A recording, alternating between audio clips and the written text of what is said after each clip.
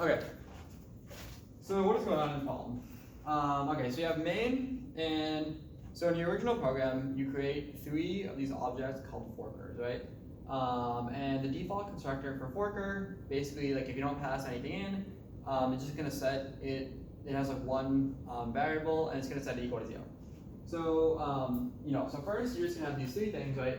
So you're gonna have sleeps, and the value equals 0, and then you're gonna have after, and the value equals 0, and then you're gonna have 40, and the value equals 0. Okay, so then we're saying after equals some forkery forking. Okay, so if you look at the function some forkery, right? So I'm not gonna I guess fine, right? So forker some forkery forker f, and then if f dot val equals 0, basically like whatever, print 0, and then return f. Okay. So this is your thing, right? Some forkery, and you're calling the line. You're saying after equals some forkery fork.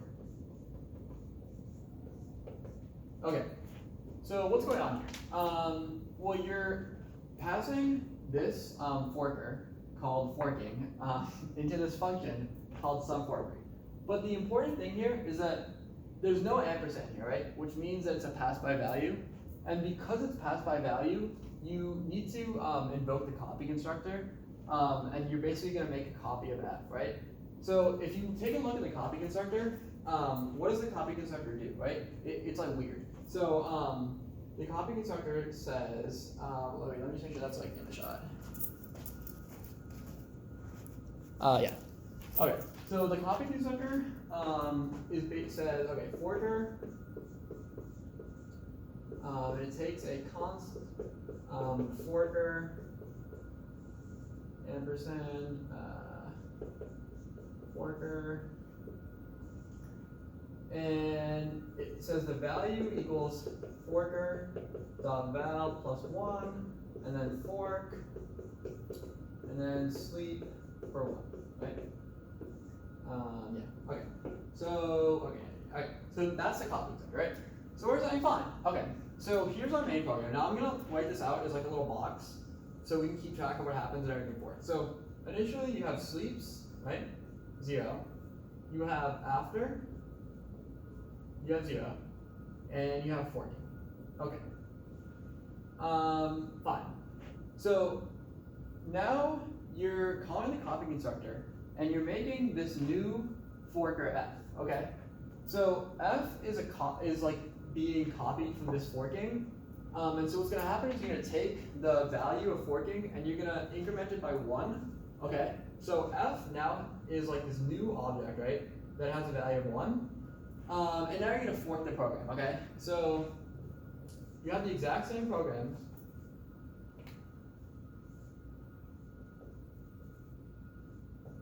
So sleeps is still 0, right? After is 0. Forking is 0. And f is 1. Okay, fine.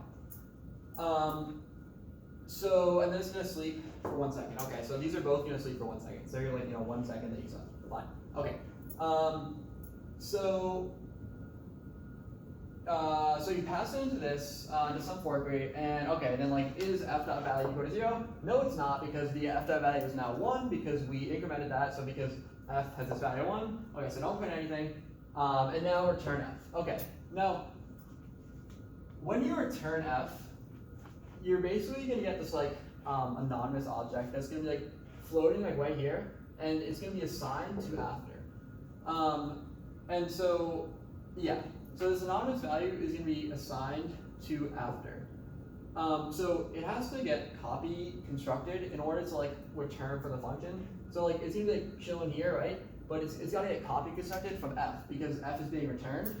And it's not being returned by reference, notice it's being returned by value here. So you have to like copy construct another forker object to like show there.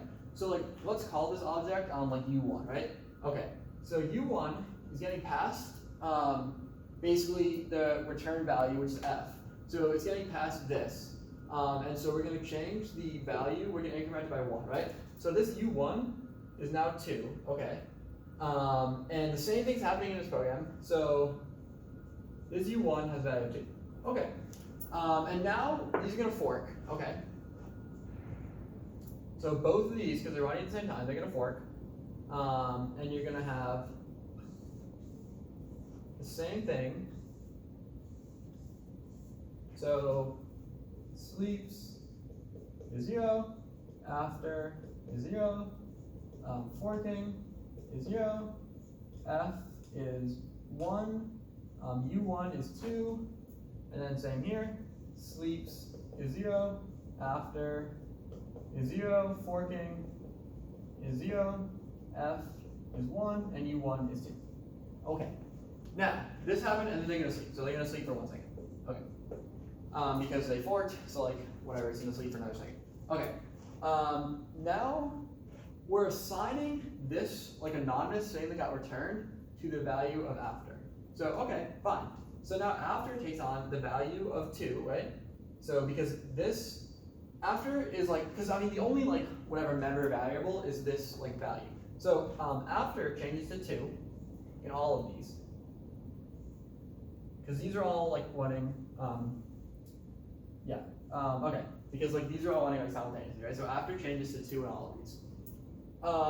So then you say, okay, but like this anonymous object is like, it's done its job. It's like, okay, like, I'm done here. Like I did what I needed to do. I passed, whatever. I passed my value onto after, and now I'm done. So after like so this U1 after that happens is going to get destroyed. Okay. So we have these 4 U1s that are going to get destroyed after being assigned to this. So if you look at the destructor, right? What's happening in the destructor? It's basically saying if like the value is not 0, print out the value. Okay. So all these U1s are gone. So like right there you have like all these getting destroyed. Bam, bam, bam, bam. So like this is gone, this is gone, this is gone, and this is gone. Okay. So it's going to print 2, 2, 2, 2. Okay. And after, okay, fine. So, and now you're bit shifting to the left. So like this symbol right here, if you say like x equals like 1, that's the same thing as x equals x, like left shifted, whatever, by that, like 1. It's just like a weird like shortcut, I don't know. So like, I mean, it's the same thing as like plus equals, like x like plus equals, like same thing as like x equals like x plus 1 or whatever, just like 1. Yeah, okay, so anyway, that's not the point. One is important, but like, okay, so this will get bit shifted, so we're bit shifting the value of after by 1, so it's gonna double it, right? So this is gonna become 4, this is gonna become 4, this is gonna become 4, and this is gonna become 4. Okay, so now the program's done, right? So you're closing out of the bracket and you're leaving the scope. And so when that happens, the stack's gonna roll up and all of these are gonna get destructed, right? So you already have these like 4 twos that you printed. And like, well, in a second we'll get to this. Like, okay, so now this after, these are all gonna get destroyed, right? So like, okay, so like 4, 4, 4, 4. And then the F's are gonna get destroyed. So like 1, 1, 1, 1. Okay. And so that's why the answer for like whatever 2.4 through 2.12, 2 is printed 4 times, 4 is printed 4 times, and 1 is printed 4 times. Okay.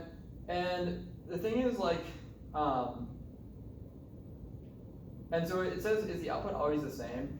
And I mean, like you've seen with a compiler, like it's like sort of weird because like you don't. Well, first of all, it's like you don't know if like this is gonna be called first, this is gonna be called first, or what. But also like here, I mean, these are running simultaneously, and like you don't necessarily know like which one's gonna run first. You get like deconstructed. There's like a lot of like variables, so like it's not like a fixed output.